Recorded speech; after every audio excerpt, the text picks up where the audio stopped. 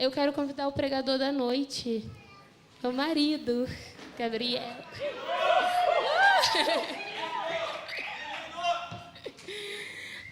Gente, estenda suas mãos para cá, vamos orar por ele. Senhor, nós queremos te agradecer pela vida do Gabriel, te agradecer por tudo que o Senhor tem feito na vida dele, te agradecer pelas palavras e revelações que o Senhor tem trazido ao coração dele. Peço que o teu Espírito use a vida dele, Pai, para que ele venha abrir a boca e falar somente aquilo que está no teu coração, Pai. Que ele esteja alinhado com os ouvidos atentos à tua voz. Usa a vida dele em nome de Jesus. Amém. Obrigado. Obrigado, Maísa, a minha esposa. Tudo bem, gente? Boa noite. Hoje é dia do pastor e adivinha a carta que a gente vai ler hoje? Podia ser a carta de Pedro, né? Cadê ele? Mas vai ser a carta do 01, a carta do Tiago. Abre aí. Carta de Tiago, capítulo 1. Quando você abre, eu vou orar, tá bom? Pai, obrigado. É sempre a mesma coisa, Jesus. Apaga o meu nome, escreve o seu em cima. Faz da tua verdade a coisa mais preciosa e real, porque ela já é, mas faz no entendimento e no coração dos meus irmãos essa noite. Nos mostra como respeitar e como honrar o teu nome essa noite. Nos faz perceber a tua bondade, nos faz olhar para os teus olhos, nos faz não resistentes. Eu sei que existe uma responsabilidade que é nossa, Jesus, de não endurecer o coração. Mas, Pai, você é aquele que convence da justiça, do pecado e do juízo. Então, Jesus, olha com fervor para nós essa noite. Vem com teu olhar de fogo, de fato, para nós. Olha para a nossa alma, ensina ela a se aquietar com as aflições. Olha para o nosso espírito e confirma que ele é teu. Olha para a nossa vida e confirma mais uma vez que ela é tua. Não porque a gente esquece, não porque a gente não sabe, mas porque ouvir a tua voz é gostoso demais. Então traz a tua realidade para cá. Ela é mais real que esse púlpito, ela é mais real que essas cadeiras que nós sentamos, ela é mais real que essas luzes, ela é mais real do que qualquer outra coisa. É mais real que o chão que pisamos. É mais real que qualquer satisfação que possamos ter, Jesus. A tua verdade, a tua soberania, a tua presença é mais real. Nós provamos amores de esposas, nós provamos amores de esposos, filhos e filhas, mas o teu amor continua sendo infinitamente mais. Infinitamente mais. É esquisitamente mais, estranhamente mais, visceralmente mais. Nos ensina a respeitar o teu nome. Amém. Tiago capítulo 1, versículo 22 a 25. Vamos lá? Eu vou ler na NVI, Marcos. Se você quiser trocar a versão aí para facilitar a galera. Tiago capítulo 1, versículo 22 ao 25. Sejam praticantes da palavra e não apenas ouvintes, enganando-se a si mesmos. Aquele que ouve a palavra, mas não a põe em prática, é semelhante a um homem que olha a sua face num espelho e depois de olhar para si mesmo, sai e logo esquece a sua aparência. Mas o homem que observa atentamente a lei perfeita que traz a liberdade e persevera na prática dessa lei, não esquecendo o que ouviu, mas praticando, será feliz naquilo que fizer. Glória a Deus. Aqui, Tiago, irmão de Jesus, não o outro Tiago, irmão de João. É aqui o irmão de Jesus. Engraçado que ele chama o seu irmão mais velho de Senhor. Tiago fala assim, o Senhor, o Salvador. Se você perceber nos evangelhos, o irmão de Jesus, esse Tiago que escreve essa carta universal às igrejas, ele não era um cara que apoiava o ministério de Jesus. Na verdade, ele desconfiava. Até talvez por ser irmão, por ser família, acho que já é de lei implicar com o irmão. Mas aqui é um irmão mais novo, chamando seu irmão mais velho de Senhor. Ele viu Jesus ressurreto, também fica meio difícil, né? Não reconhecer que ele era o Messias. Mas o seu coração aqui é convertido. Muito convertido. Tiago, a carta de Tiago, além de ser uma carta universal para as igrejas, é a carta que confirma que o que eu faço comprova o que eu sei. O evangelho ele é assim, ele é contracultural nesse sentido também. A gente estuda, a gente consegue um diploma, ou a gente consegue uma vaga numa faculdade, depois o diploma, e depois uma pós-graduação, e depois um PhD, e depois um diploma de semideus, e aí a gente consegue um espaço em grandes empresas, ou abrimos as nossas, ou somos respeitados por aquilo que sabemos, ou pelo diploma que colocamos na parede. Mas no Evangelho, eu mostro de fato o que eu sei, e se eu mostro o Evangelho, eu mostro o que eu sei, eu mostro fazendo. Não mostro o diploma, não mostro o quanto eu estudei.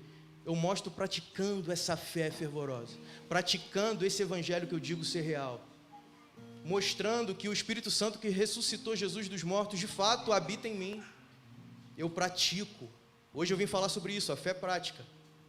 O evangelho é sobre isso. Isso é poderoso demais. Então Tiago, ele começa essa carta expressando esse real sentido do que é o evangelho. O evangelho é prática. E olha, irmãos, o que a gente tem dificuldade de entender é justamente o que sabemos sobre Deus. Porque se soubéssemos o que precisamos saber, praticávamos outras coisas, seríamos mais unidos, faríamos várias outras coisas. A real é que a gente está sempre firmando um ponto de sabedoria na nossa fé, e Jesus está sempre esperando um ponto de prática onde essa fé é exercida e transforma vidas.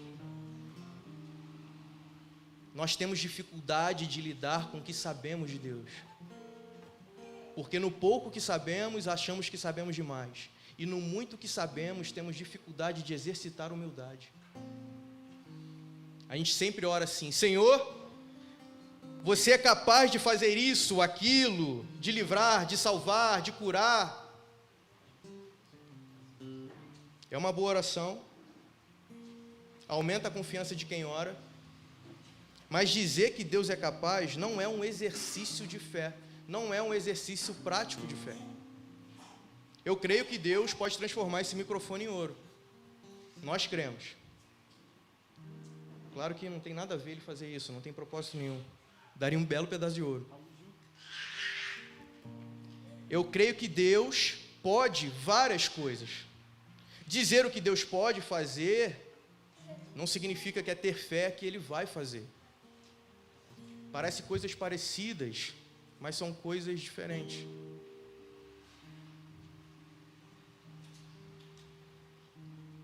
Vou tentar explicar de uma forma que não fique ofensivo. Mas a minha teologia me diz que Ele pode.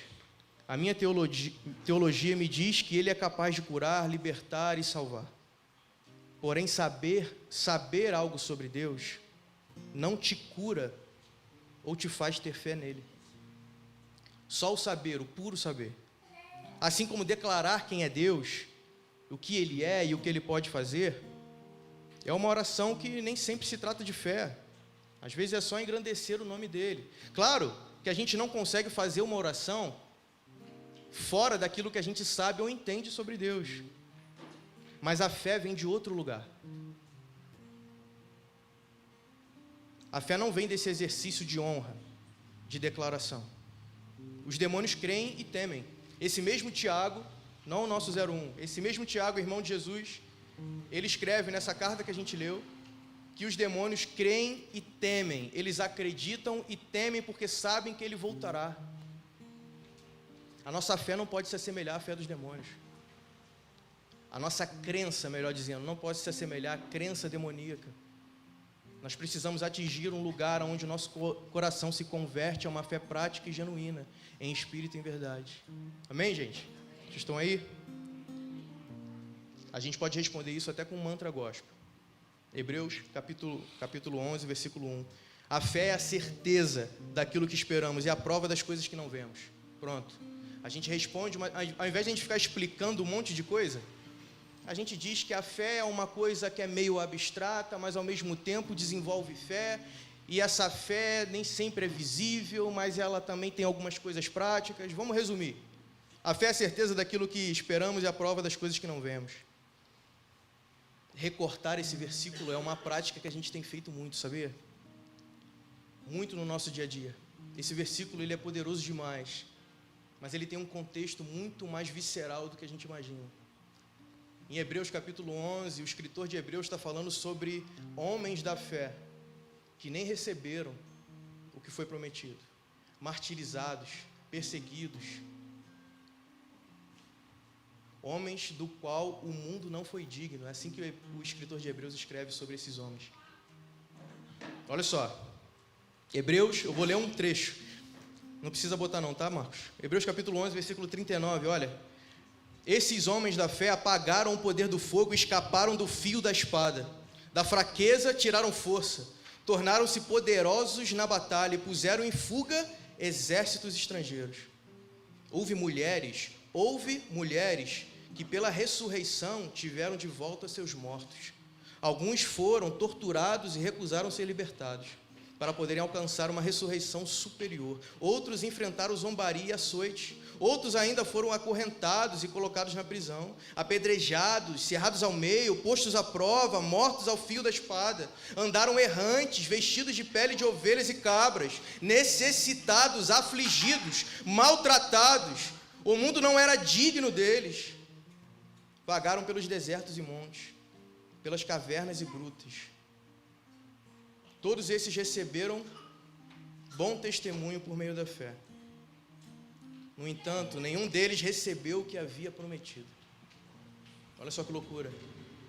Olha o que embasa a fé, é a certeza e a convicção de algo que não vemos e do que esperamos. O que embasa é um sofrimento inexplicável se não for um coração convertido a Ele. A essência da fé prática é ter certeza que Ele, Cristo, Jesus, é suficiente.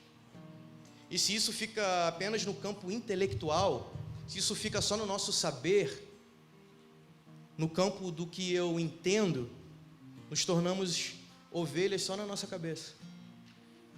Mas se de fato o que eu faço comprova o que eu sei, e se essa prática não tem comprovado que eu creio num verdadeiro evangelho, eu não estou sendo uma ovelha, eu estou sendo um cachorrinho adestrado. Eu estou sendo um pug. Conhece o pug? 3.900 leis para que esse pug não morra. Um pug é um cachorrinho de laboratório. Ele precisa ser muito cuidado.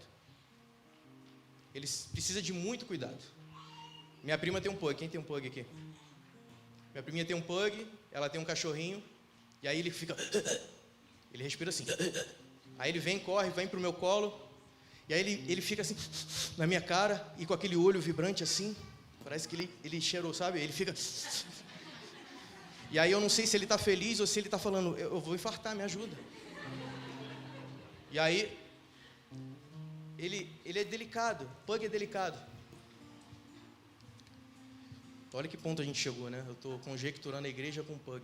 Mas a gente vai chegar em algum lugar. E aí o crente pug, ele é assim, ele é delicadinho também. E esse pug, eu não sei se você já passeou com pug, mas pode acontecer, se caso você não cumpre todas as 1.499 exigências de cuidado com ele, de você tirar ele do apartamento e colocar ele numa calçada. E aí você está passeando com ele lá, assim, ó. E aí do nada ele faz...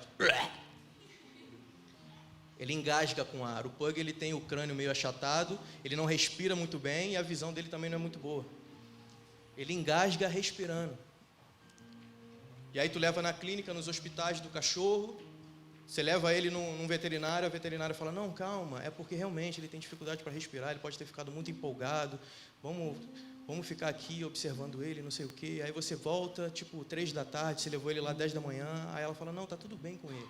Aí ela fala toda a lista do que ele não pode, que é maior do que ele pode.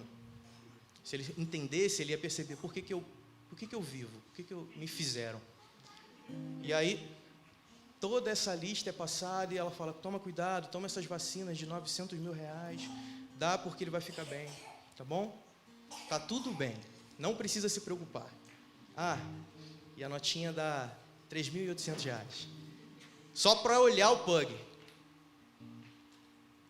E eu sinto que às vezes a gente é crente pug, sabe? A gente precisa de um cuidado especial.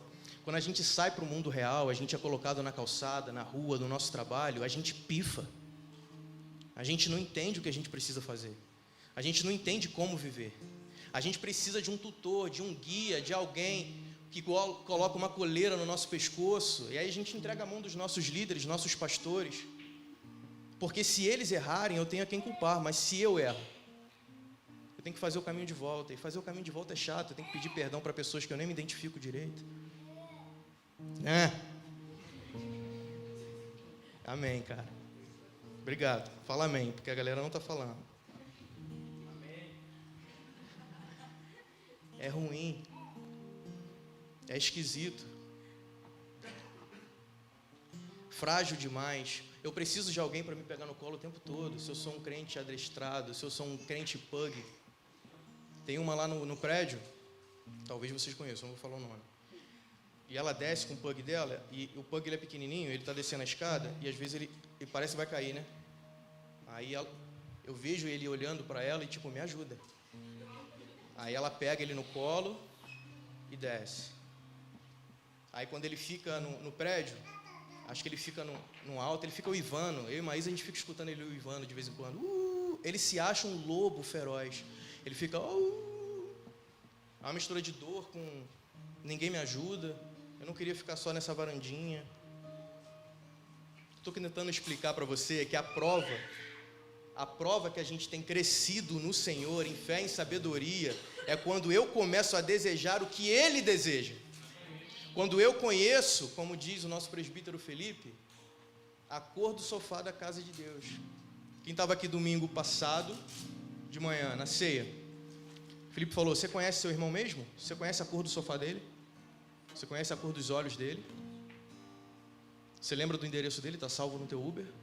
Está salvo no teu telefone? Você conhece a cor do sofá de Deus? Mais especificamente, a cor do trono de Deus. Isaías viu esse trono. Isaías capítulo 6 diz que ele viu, na morte do rei Uzias, eu vi o Senhor, num alto e sublime trono. E aí acontece uma coisa engraçada, porque ele percebe, é só ver Jesus, ele percebe a condição dele. Eu sou um homem de lábios impuros. Ele percebe a sua condição. Percebendo a sua condição, ele percebe a condição do povo. Olha só, é só olhar para Jesus que eu percebo que eu tenho que me arrepender e percebo do que meu povo precisa também, porque eu sou igual a eles. Sou um homem de lábios impuros, o povo que está, a minha geração também. E aí vem um anjo quaternário de forma espiritual, ele é purificado na sua boca. Quando ele é purificado na sua boca, ele é apto para falar, para fazer, para agir.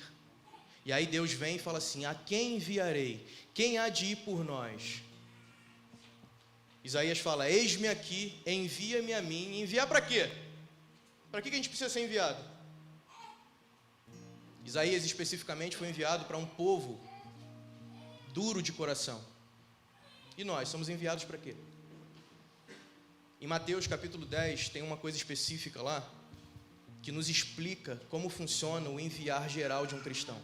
Jesus enviando os seus discípulos, seus amigos, ele vira para eles e fala assim, curem os enfermos, purifiquem os leprosos, expulsem os demônios, preguem as boas novas.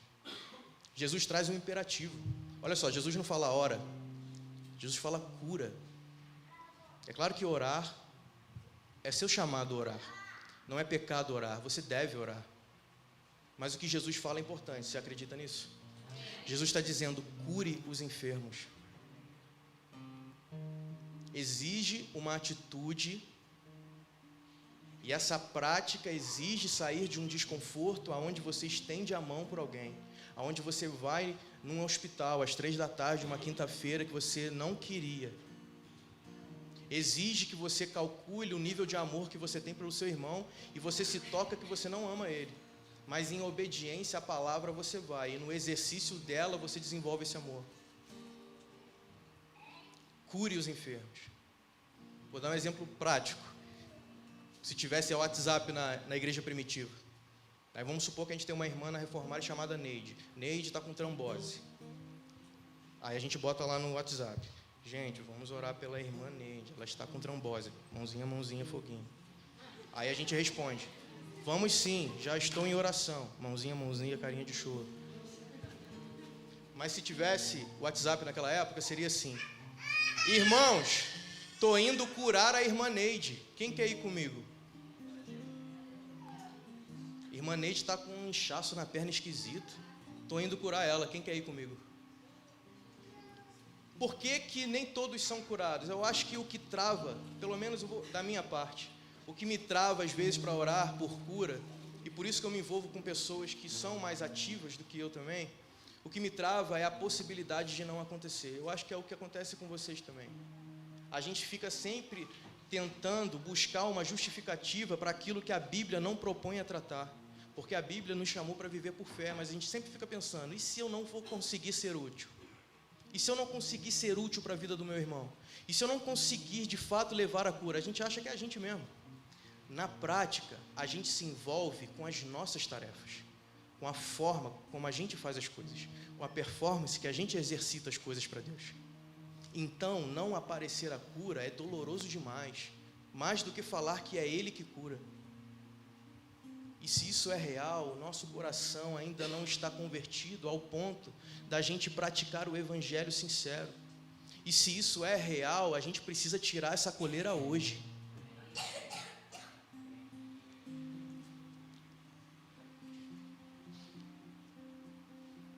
Jesus não está propondo algo para os discípulos. Jesus está dando uma ordem. Aí se quiser ver ele como um general, se você quiser exagerar, Gabriel, não é bem assim, existe um contra... Irmão, minha irmã, é uma imposição aqui mesmo, é um imperativo, curem. Curem. Lida com a frustração do seu coração de não ser útil com aquilo que você faz. Percebe que a obra é dele, não sua. Cure os enfermos, libertem os leprosos. Quando você ama Cristo, você não quer considerar o que Ele diz, você quer fazer o que Ele pede. E é aí que a tua fé aparece, é aí que ela aparece. Não naquilo que você sabe a respeito de orações, não aquilo que você sabe a respeito do caráter de Cristo, ou do caráter de Deus. Aparece quando você exercita um humilhar-se, e na prática você coloca a sua fé em ação, que às vezes nem é fé ainda. É só uma atitude de não conseguir mais ficar parado, ficar apático. É aí que a conversão acontece, é aí que a gente tira a coleira. Obediência cristã é ter certeza que mesmo que não aconteça o que eu pedi, eu declarei. Meu chamado é ter fé na pessoa de Cristo Jesus. O resultado do que eu peço é problema de Deus, ou melhor, é solução de Deus. Porque no céu não tem crise, no céu não tem problema. A solução é dele. Em Mateus capítulo 11, olha só. Jesus recebe os discípulos de João.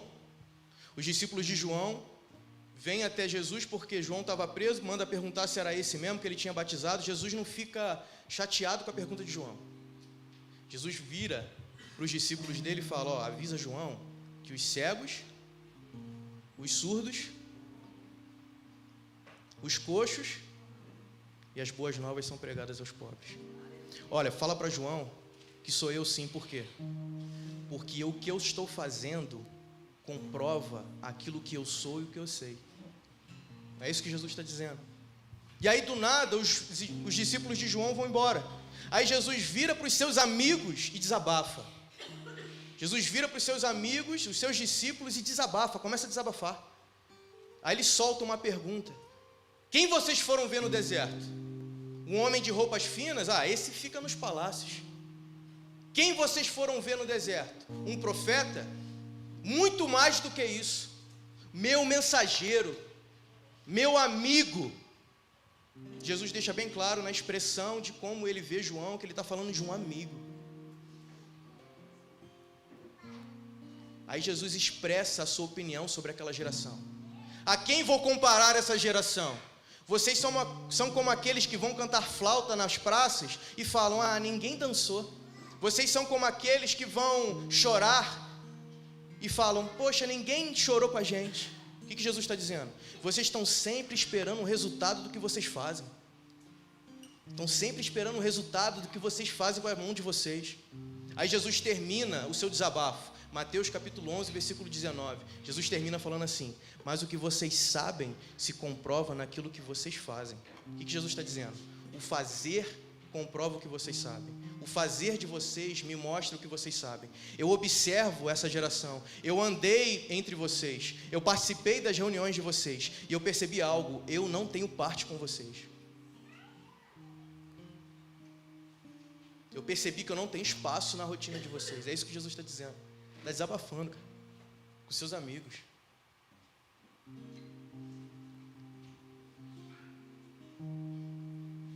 A mulher samaritana, lembra? João capítulo 4. Ali tem algo parecido também. Jesus chega no poço ao meio-dia, fala com ela, pede água. Aí ela fala: como assim um homem judeu me pedindo água? Aí olha a resposta de Jesus: se você soubesse quem te pede água, você que pediria. Se você soubesse, você faria algo diferente do que você está fazendo. Se realmente você soubesse quem está na sua frente, você faria algo diferente. Jesus está sempre observando as nossas atitudes. Se você soubesse o dom de Deus e quem te pede água, você que pediria água e eu te daria a água da vida. Aí aquela mulher fala: ah, beleza, me dá a água da vida. Ela está meio desinteressada em Jesus ainda. Jesus continua conversando com ela. Aí Jesus se revela como um profeta. Jesus fala: tu quer água? Vai lá, busca teu marido. Aí ela fala: não tenho marido. Aí Jesus fala: certamente, já teve 5, esse que está contigo não é teu. Aí ela desmonta um pouco, ela fala: caramba, vejo que você é profeta. Ela percebe que Jesus é um profeta. Ela percebe que é um homem de Deus. Ela não identificou que era Cristo ainda, o Messias, mas ela percebe que é um homem de Deus. E aí ela entende o que Jesus fala. E aí ela parece que ela tenta dar uma última carteirada em Jesus. Ela fala assim: beleza, ele entendeu, ele sabe da minha vida pessoal, ele sabe de uma demanda pessoal. Ela tenta jogar uma demanda social no peito de Jesus. Ela tenta esfregar na cara de Jesus algo que parece impossível de resolver. Vocês, judeus, dizem que a gente tem que adorar em Jerusalém, mas os nossos antepassados, é uma samaritana falando, os nossos antepassados adoravam aqui nesse monte. Ela joga uma demanda social no peito de Jesus, achando que ele não vai conseguir responder isso. Ou tentando testar, tentando resistir, com o coração ainda endurecido, mesmo percebendo que um homem de Deus está ali, para apresentar a mensagem que mudaria a vida dela para sempre. Aí olha o que Jesus responde. Jesus responde com a eternidade. É muito doido a resposta de Jesus em João capítulo 4. Primeiro Jesus dá um corte nela. Jesus fala assim: vocês, samaritanos, falam do que vocês não sabem. A salvação vem do judeu. Aí um corte tramontina nela. Aí ela... Jesus continua: nem aqui nesse monte, nem no outro monte. Aí ele faz uma brincadeirinha entre futuro e presente. Jesus fica falando: em verdade te digo, ou outras versões, chegará o dia, e de fato já chegou, que os verdadeiros adoradores adorarão em espírito e em verdade, que é esse que o Pai busca. Ele faz um joguinho com ela. É como se ele estivesse se apresentando em código para a mulher samaritana. Chegará o dia, futuro, e de fato já chegou, presente, que os verdadeiros adoradores adorarão, futuro de novo, em espírito e em verdade. Chegará o dia, eu vou voltar, e de fato já chegou, eu estou aqui na sua frente, que os verdadeiros adoradores adorarão você em espírito e em verdade, quando converter o seu coração e soltar essa coleira. É esse que o Pai busca. Aí ela entra em crise, ela está ali mexendo no poço de Jacó, mas as águas de vida eterna já batizou a cabeça dela. Ela não sabe mais o que responder. Aí olha o que ela responde, olha que interessante. Ela fala assim: ah, mas o Messias vai vir, e ele vai nos responder sobre todas as coisas que não entendemos ainda. Ela se coloca no time de Jesus. Jesus está ali, ó, tempão falando: minha filha, você não é minha filha. Minha filha, meu pai não tem você ainda não. Você não é do meu time. E ela: não, o Messias virá e ele vai nos explicar sobre tudo. Ela era crente, cara. A mulher samaritana era uma crente. Qual que era o problema da samaritana? A falta de conversão de coração. Porque Jesus faz questão de separar o crente do convertido. Porque o crente que não é convertido é igual aos demônios, que creem e temem. Temem porque sabe que ele virá. Tem medo porque sabe que ele é maior. Mas não gera redenção, não gera salvação. Jesus vai atrás de uma mulher num poço que tinha um testemunho péssimo, para falar para ela: deixa de ser essa cachorrinha que coloca o guia da coleira na mão de maridos que nem são seus. Jesus vai atrás de um cachorrinho que achava que era ovelha. Aí o que acontece com aquela mulher? Ela se toca, ela faz a conta, algo convence ela, ou melhor, alguém convence ela. Aquelas águas já tinham batizado ela. Essas águas de vida Jesus já tinha dado. Ele não estava esperando ninguém chegar, ele já deu para ela. E aí o que ela faz? Mesmo com um testemunho péssimo, ela corre para a cidade. Mesmo com um testemunho péssimo, ela percebe: agora eu sei quem me pede água. E ela corre para a cidade. Ela corre para pregar o evangelho. Ó, esse Messias que vocês estão esperando, encontrei com ele agora, está ali, ó. Muitos se convertem, outros ridicularizam ela. Testemunho péssimo. Mas percebe, ela não voltou para casa, para um marido que não era dela, ficou sentada apática. Ela mostrou que de fato quem pedia água era o Messias. Ela entendeu. E como ela entendeu, esse saber dela não deixou que ela fizesse outra coisa que não fosse revelar esse Deus que agora ela conhece. Ah, Reformar, e se você soubesse que a gente pede água?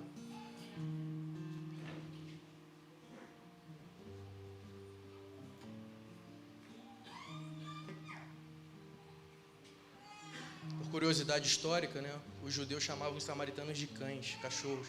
Os gentios de forma geral. Por quê? Porque é um povo que não é diretamente de Deus, diretamente da linhagem de Deus. Um povo que se misturou com outros povos, os vira-latas, os mestiços, os cães.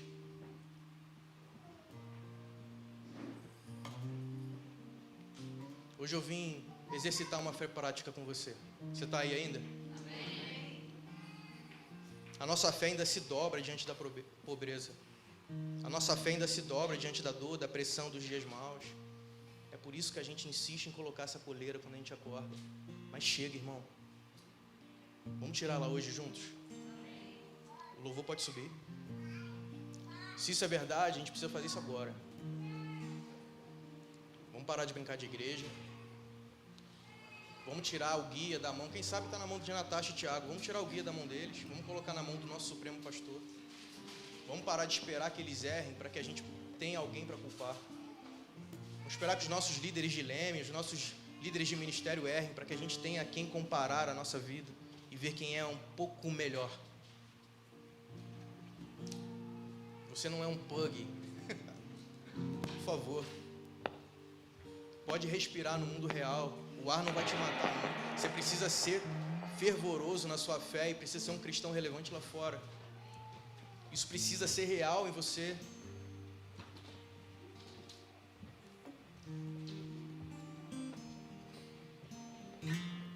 A nossa esperança está em ler a palavra de Deus, a Bíblia, porque é pelo ouvir da palavra que desenvolvemos nossa fé. A fé vem pelo ouvir. Nessa mesma mensagem que Jesus está desabafando, nesse mesmo capítulo 11 que Jesus está desabafando a respeito do que ele enxerga na geração, Jesus começa a falar de João e ele fala: quem tem ouvidos para ouvir, ouça. Jesus está dizendo: vocês que têm ouvidos para ouvir a mensagem, ouça, lide com o coração que insiste em endurecer diante da minha voz. Lida com isso, mas lida com isso porque eu já cheguei. Lida com isso não é porque é problema teu, não, é porque eu estou aqui, eu estou agora. É igual com a mulher samaritana: eu estou aqui, eu estou agora. Por mais que pareça um pouco confuso, às vezes Jesus é de propósito um pouco enigmático, mas é porque a glória de Deus é esconder alguns segredos e a dos reis é desvendá-los. Deus quer que a gente o busque, decifre a sua voz. Se eu te pedir para imaginar a voz da minha mãe aqui, poucos vão conseguir, talvez só a minha esposa. Por quê? Porque ela lembra, ela sabe, ela conhece a minha mãe. Se a minha mãe chamar a Maísa lá do lado de fora, ou chamar a Gabriel, ela vai saber que é a Dona Alice. E se Deus te chamar agora, você reconhece? Pelo Espírito, ao mesmo tempo que Ele chama, Ele convence. Então Ele te faz conhecer no momento que Ele te chama. Mas o nosso coração insiste em nos enganar mais uma vez, para que a gente saia daqui pior do que entramos. E hoje é o dia de abandonar essa coleira. A alma precisa ouvir, de fato, a fé vem pelo ouvir. A alma precisa ouvir, ver e deixar o Espírito Santo entrar em ação. Amém? Se coloque de pé.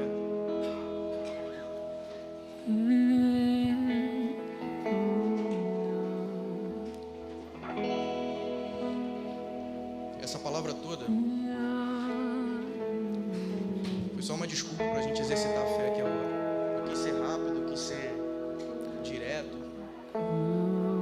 Eu senti algumas coisas no meu coração, no meu espírito. Eu creio que é espírito, que é pelo Espírito. Eu tive alguns discernimentos. A gente vai exercitar o que normalmente a gente tem exercitado aqui. Não é característico nosso.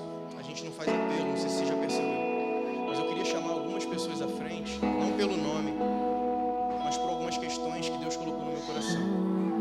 Eu entendo, irmão, minha irmã, eu entendo que é um estigma que existe geral entre os crentes de igreja de vir à frente. É esquisito mesmo, é estranho, é se colocar muito à mostra, muito visível. Vou te contar uma coisa, 2 motivos. Eu não vou ficar aqui oferecendo Jesus. Jesus não está no camelô, Ele não é uma oferta, Ele não está em promoção. Vou te dar 2 motivos para você perceber que talvez você precisa resistir a essa insegurança, a essa apatia que tenta te dominar nos momentos mais preciosos da sua semana. Hoje é o primeiro dia da semana e você pode começar ela de uma forma diferente, se colocando como disponível. Eu não estou dizendo que vir até aqui você faz isso e ficando aí, não.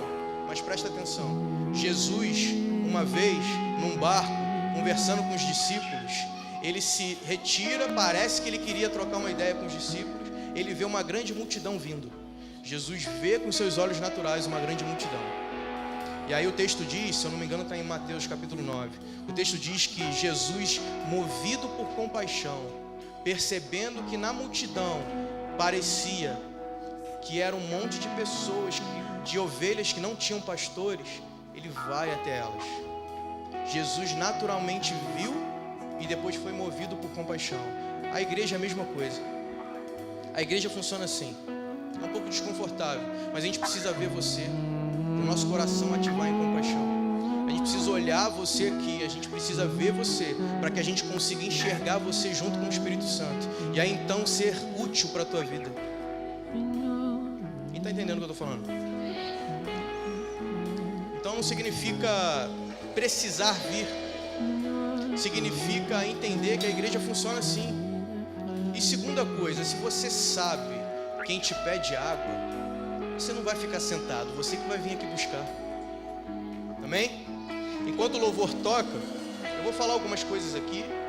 O louvor vai começar, a gente cantando, a gente vai orar um pelos outros. Eu não vou ficar esperando você vir, mas eu te encorajo a vir. Eu vou falar o que Jesus colocou no meu coração. Eu senti pessoas com o coração apertado, como se tivesse um arame apertando o seu coração. É emocional, mas existem algumas demandas também que aconteceram na sua vida. Esse arame aperta seu coração, e é como se seu coração sangrasse mesmo. Você sente uma dor no coração. Você sabe que não é especificamente física, você sabe que é por causa das suas emoções. E quando alguém tenta tocar nesse assunto, você se defende, você machuca outros. E quando você tenta resolver, você que se machuca. A gente quer te abraçar em amor aqui. Eu vi dores no joelho também. Dores fortes no joelho. Eu não sei especificamente qual joelho, mas uma dor forte. Labirintite. É uma dor que começa nos seus ouvidos, ela irradia para a sua nuca, para o seu pescoço, Você sente essas dores, você fica meio tonto. Talvez ela não esteja agora, mas você sente isso vindo periodicamente. A gente quer declarar cura sobre você. Eu vi uma baixa emocional. Baixa emocional. Você ainda não sabe se é uma questão química ou se é uma questão só emocional mesmo. Mas tem uma tristeza esquisita em você. Uma tristeza estranha em você. É como se as pessoas olhassem para você e falassem assim: fulano, tá meio triste, o que está acontecendo? Fulano, você tá meio esquisito, você tá muito quieto, você conversa mais, eu sei que você é tímido, ou outras pessoas, eu sei que você não está num momento bom, mas existe uma tristeza esquisita em você. Eu queria te chamar aqui. Essa talvez seja a mais desafiadora. Eu senti pessoas que têm problema com seu pai biológico. Isso envolve agressão física à sua mãe, agressão física e psicológica.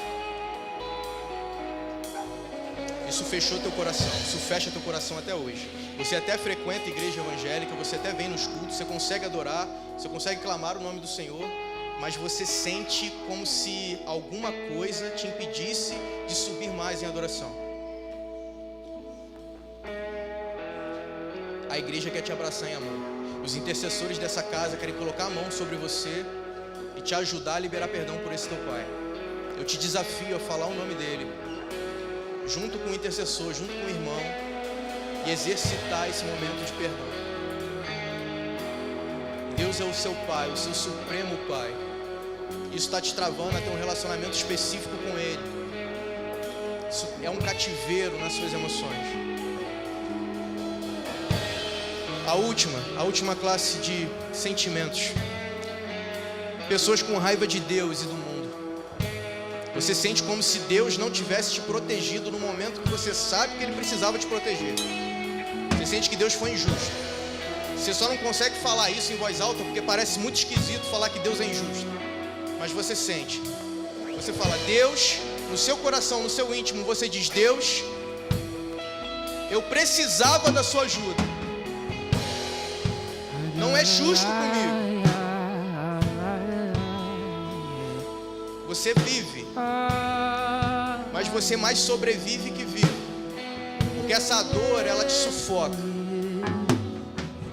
Queria chamar os intercessores, os membros corajosos, você que entendeu quem te pede água. Ei, você, membro da casa, vem orar pelos seus irmãos. Eu vou fazer isso junto com você também.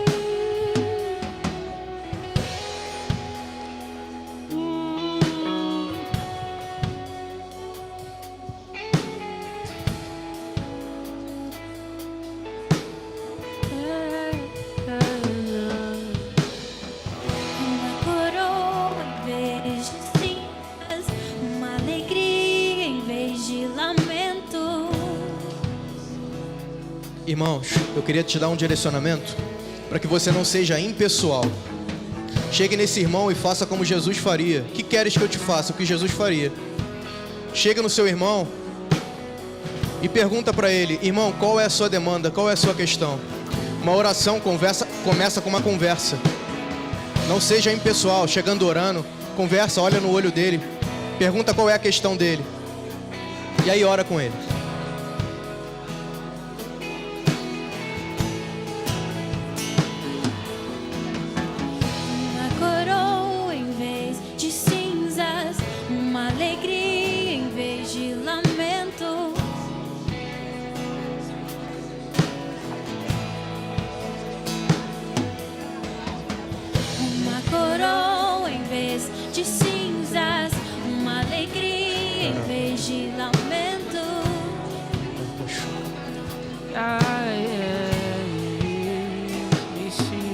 Se você sente que tem que ir em algum lugar, em algum irmão, vá nesse irmão. Não foque o seu olhar no que está acontecendo aqui na frente. Acesse esse irmão, vai até ele. Talvez ele não está aqui, ele está em outro lugar. Ele está do seu lado, ele está na outra cadeira. Vai até ele. vestiu com roupas de salvação. E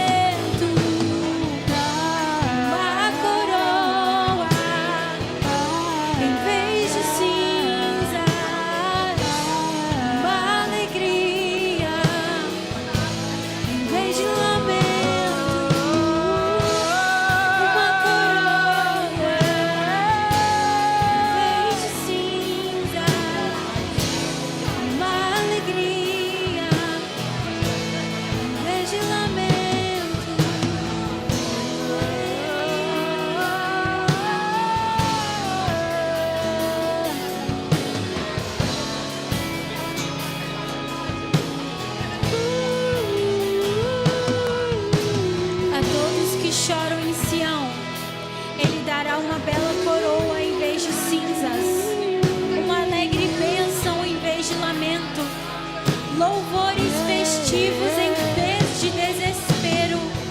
Em sua justiça serão como grandes carvalhos que o Senhor plantou para a sua glória. Reconstruirão as antigas ruínas, restaurarão os lugares desde muito destruídos e renovarão as cidades desvatadas a gerações e gerações. É imensa a minha alegria no Senhor, meu Deus, pois Ele me vestiu com roupas de salvação e pôs sobre mim um manto de justiça. Sou como um noivo com suas vestes de casamento, como a noiva com suas joias. O Senhor soberano mostrará sua justiça às nações do mundo e todos louvarão. Será como um jardim no começo da primavera, quando as plantas brotam por toda parte. Haverá cristais entre seus muros, mas Jesus é o tesouro que mais brilha. Essa cidade que eu procuro, onde a glória é o que a ilumina. Haverá cristais entre seus muros, mas Jesus é o tesouro que mais brilha. Essa cidade que eu procuro, onde a glória que a ilumina. Haverá cristais entre seus muros, mas Jesus é o tesouro que mais brilha. Cidade que eu procuro, Onde a glória é o que a ilumina. Haverá cristais entre seus muros, mas Jesus é o tesouro que mais brilha. Essa cidade onde a glória, mas em paz eu vou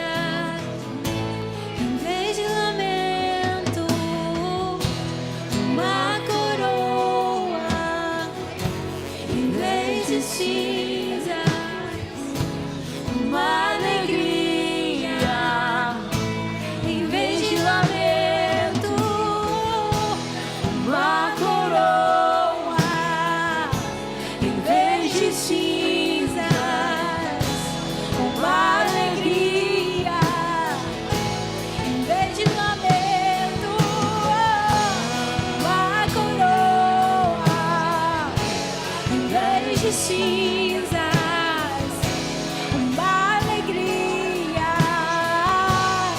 O Senhor está dizendo: já acabou a hora da tristeza. Já acabou a hora da tristeza. Já acabou a hora do enterro. Já acabou a hora da tristeza. Eu estou derramando uma alegria. Eu estou derramando uma alegria. Já acabou, viúvas, já acabou o tempo de tristeza. Já passou o momento de chorar. A morte já foi e hoje a alegria virá sobre nós. Eu oro, Senhor, sobre a sua alegria, sobre a sua casa. Eu oro sobre a alegria, sobre todos nós. Uma nova história se cumprir. O choro Já acabou a hora do luto. Já acabou a hora do luto. está levantando um novo povo. Deus está Ele fará brotar plantas por toda parte. Ele fará brotar flores por toda parte. um novo dia amanhecer, uma nova história se cumprir. O choro já durou uma noite, é chegado amanhecer. Ah, meu irmão, se você entendeu, quem te pede água, vem buscar. Eu sinto no meu coração Jesus quebrando o remorso e transformando em arrependimento, que desperta alegria. O remorso te traz angústia, medo do amanhã, te empurra para uma depressão. Jesus está dizendo para você, irmão, minha irmã, o remorso não é o seu lugar, mas o arrependimento maduro. Abraça esse lugar. Você pode estar lembrando de algumas coisas. Eu vejo Deus trazendo algumas lembranças, alguns sentimentos no seu coração que você entende que foram errados, alguns certos. Você se sente confuso com alguns sentimentos. Você não veio aqui na frente, mas se sente confuso com alguns sentimentos. Ora ao Senhor, entrega isso para Ele e diz: Pai, eu abraço o processo do arrependimento para encontrar a alegria que só existe em você. Só existe em você. Seu rio de alegria, Uma coroa em vez de cinzas, uma alegria em vez de lamento, vestes novas com alegria, uma coroa em vez de lamento.